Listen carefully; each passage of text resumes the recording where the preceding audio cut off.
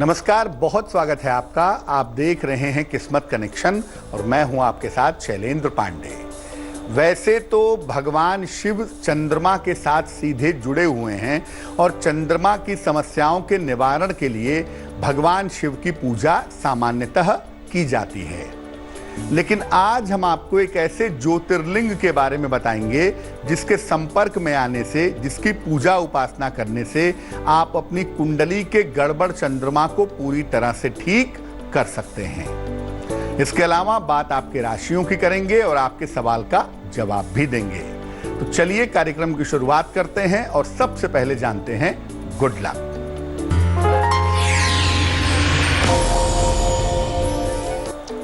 अगर आपकी कुंडली में राहु की समस्या आपको परेशान कर रही हो, उस शिवलिंग को जल अर्पित करें जिसमें शिवलिंग पर सर्प का छत्र लगा हुआ हो।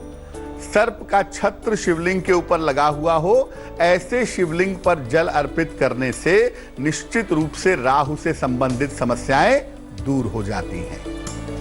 सबसे पहले जानते हैं कि कौन सा ज्योतिर्लिंग है जो चंद्रमा से संबंध रखता है और आखिर रखता क्यों है। देखिए, भगवान शिव जागृत रूप में यानी एक्टिव रूप में 12 ज्योतिर्लिंगों के रूप में विद्यमान हैं। इन ज्योतिर्लिंगों में सबसे पहला जो ज्योतिर्लिंग है वो सोमनाथ का ज्योतिर्लिंग है। ये गुजरात के काठियावाड़ के प्रभास क्षेत्र में स्थित है। चंद्रमा ने यानी सोम ने इसकी स्थापना की थी, इसलिए इसको सोमनाथ भी कहा जाता है। चंद्रमा ने अपने शाप को दूर करने के लिए इस शिवलिंग की स्थापना करके विधिवत आराधना की थी और भगवान शिव की कृपा से उनका शाप दूर हो गया था। माना जाता है कि इस शिवलिंग के और आसपास के स्थान पर चंद्रमा को प्रभावित करने वाली शक्ति विद्यमान रहती है। इसलिए जब आप सोमनाथ जी के ज्योतिर्लिंग के संपर्क में आते हैं तो चंद्र से संबंधित जो बाधाएं हैं वो बाधाएं दूर हो जाती हैं। चर्चा को आगे बढ़ाएंगे, लेकिन उसके पहले मेष, वृष और मिथुन राशि का राशिफल।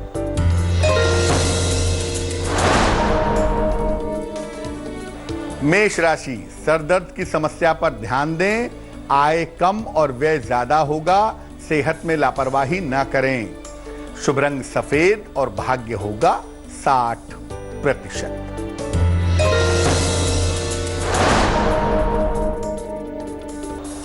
वृष राशि, परिवार में माहौल अच्छा रहेगा। अचानक धन की प्राप्ति होगी। जीवन साथी के सहयोग से मधुरता बढ़ेगी। शुभ रंग लाल और भाग्य होगा 70%।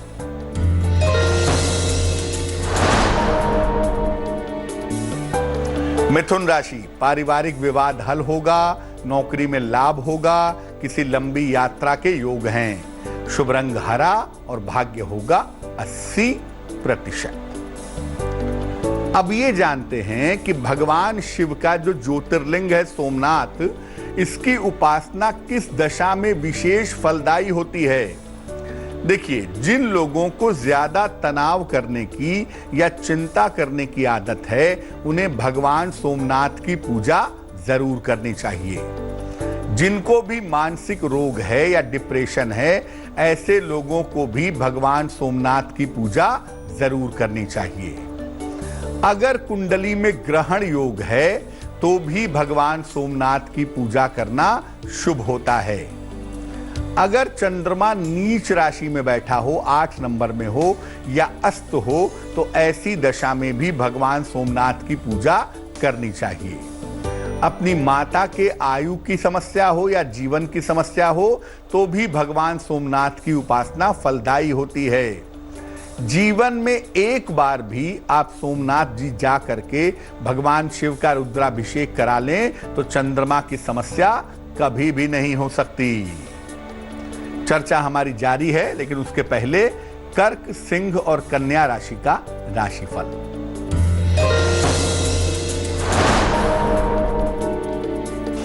कर्क राशि, मानसिक अशांति दूर होगी। सेहत में सुधार होगा। संतान प्राप्ति के मजबूत योग हैं। शुभ रंग पीला और भाग्य होगा 90%।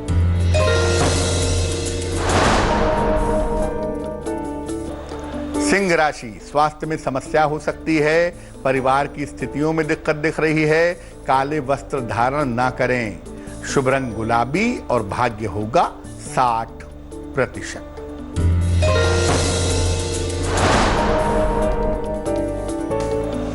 कन्या राशि, धन की स्थिति ठीक बनी रहेगी, परिवार की वजह से मन अशांत हो सकता है, अभी कोई नया कार्य ना करें। शुभ रंग सफेद और भाग्य होगा 70%। चर्चा को आगे बढ़ाएंगे, लेकिन इसके पहले आपके सवाल का जवाब जान लेते हैं। सवाल हमें सोनिया छाबड़ा ने लिखा है, नोएडा से लिखती हैं ये।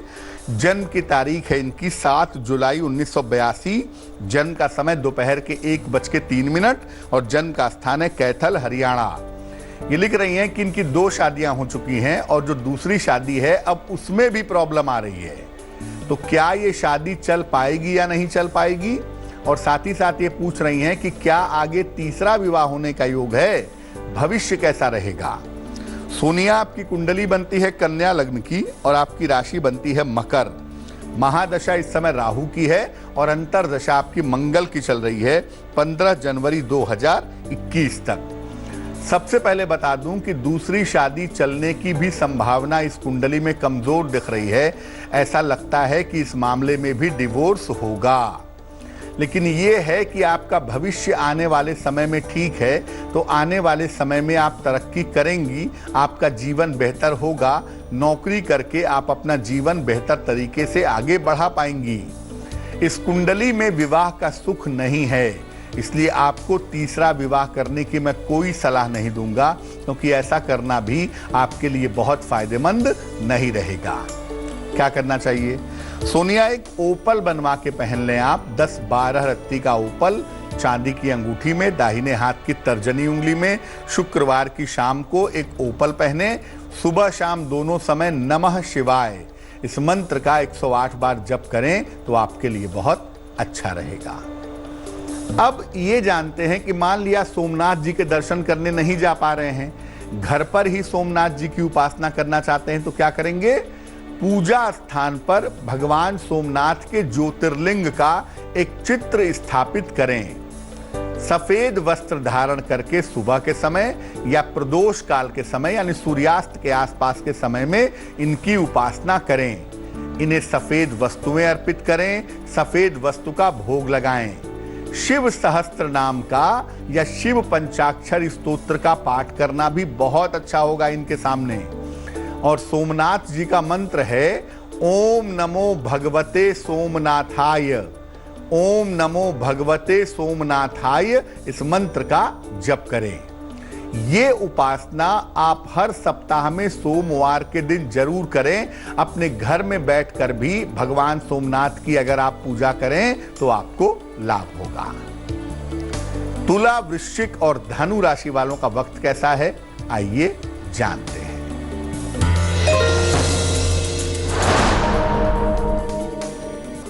तुला राशि, रिश्तों की समस्या हल होगी, नौकरी में पदोन्नति और धन प्राप्ति के योग हैं, आकस्मिक लंबी यात्रा के योग हैं। शुभ रंग आसमानी और भाग्य होगा 80%।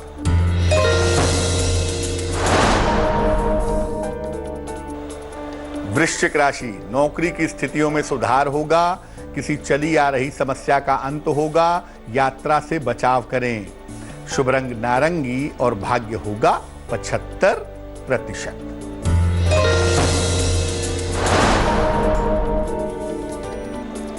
धनु राशि, दायित्वों को लेकर तनाव हो सकता है, क्रोध बढ़ सकता है, सोच समझकर स्थान परिवर्तन करें। शुभ रंग पीला और भाग्य होगा 60%। अब ये जानते हैं कि जो लोग भगवान सोमनाथ की पूजा करें, अपने घर में ही करें, वो किस तरह की सावधानियों और नियमों का पालन करें। सोमवार का उपवास रख के, व्रत रख के अगर आप भगवान सोमनाथ की पूजा करें तो ये बहुत उत्तम होगा। अपनी माता का और स्त्रियों का सम्मान जरूर करें। जल की बर्बादी बिल्कुल ना करें, वरना पूजा आपकी भंग हो जाएगी। मकर, कुंभ और मीन राशि वालों का वक्त कैसा है, आइए जानते हैं।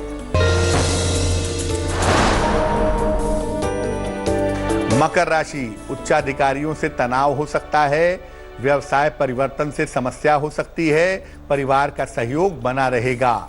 शुभ रंग फिरोजी और भाग्य होगा 70%।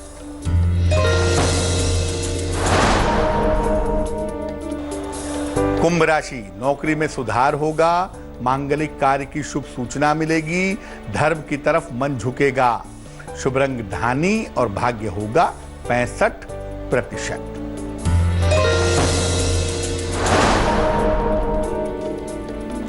मीन राशि, निकट संबंधों में सुधार होगा, माता से कोई उपहार मिलेगा, सेहत अच्छी रहेगी। शुभ रंग पीला और भाग्य होगा 75%। तो आज हमने बात की चंद्रमा द्वारा स्थापित ज्योतिर्लिंग की, यानी श्री सोमनाथ की। अब जान लेते हैं क्या है आज की सलाह।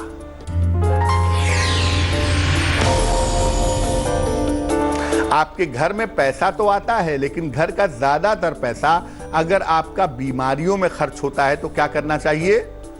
घर में पारद शिवलिंग की स्थापना करें और रोज सवेरे स्नान करके इस पर जल अर्पित करें। महीने में एक बार किसी निर्धन व्यक्ति को अन्न का दान करें। अगर आप ऐसा करते हैं तो निश्चित रूप से आपके घर का जो पैसा बीमारियों में खर्च हो रहा है वो खर्च नहीं होगा। लेटेस्ट खबरों के लिए यूं ही देखते रहिए तेज, और इस वीडियो के पसंद आने पर लाइक, शेयर एंड सब्सक्राइब करना ना भूलें।